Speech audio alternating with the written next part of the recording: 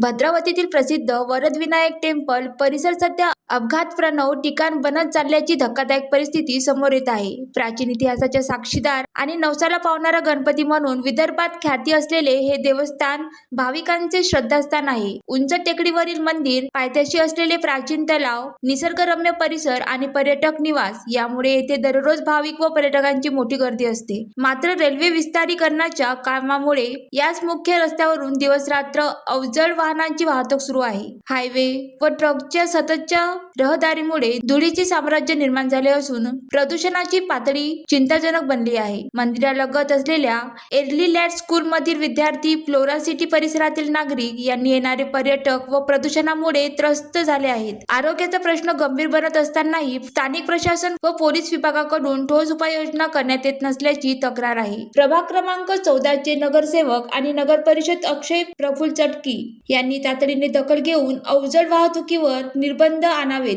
तसेच या निसर्गरम्य व धार्मिक स्थळाचे सौंदर्य अबाधित राखण्यासाठी कार्यवाही करावी, अशी मागणी कर्मयोगी गाडगे महाराज स्वच्छता समिती विद्यार्थी व भक्तांकडून होत आहे. दरम्यान स्वीकृती नगरसेवक राजेश बदकल यांनी परिसराचे सौंदर्य जपण्यासाठी बांधील असल्याचे सांगितले आहे.